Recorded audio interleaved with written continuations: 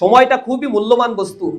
হাসান বসরি রহিমাহুল্লাহ বলেছেন, সময়টা হচ্ছে একটা ধারালো ছুরি, যদি তুমি তাকে কাটতে না পারো তাহলে এই সময় একদিন তোমাকে কেটে চৌচির করে ফেলবে। সুতরাং সময়ের 1 ফুট আর অসময়ের 10 ফুট। যখন তোমার কাছ থেকে সময় চলে যায় আর তুমি যখন সময়কে কাজে না লাগাও, একটা সময়ে যখন তুমি এসে তোমার বার্ধক্যে উপনীত হওয়ার বুঝতে পারো এখন আমার হাতে আর সময় নাই, আমার কিছু করার নাই, তখন মানুষ খুব আফসোস করে এবং সুপ্ত আর্তনাদ তার মধ্যে জেগে ওঠে।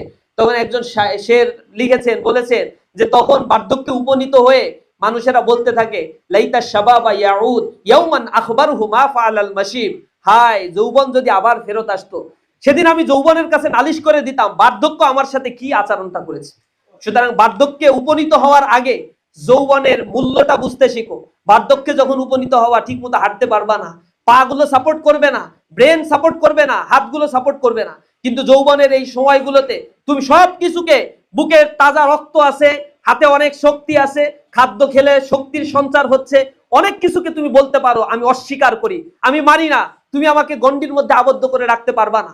কিন্তু এই তারুণ্যের জয়গান, এই তারুণ্যের শক্তিটা আমি যদি সুপথে ব্যয় করি তাহলেই আমি আমার জীবনকে গড়ে তুলতে পারবো। এই সময়টাকে এই প্রপার ইউটিলাইজেশন করার জন্য তোমাদেরকে আহ্বান জানাই।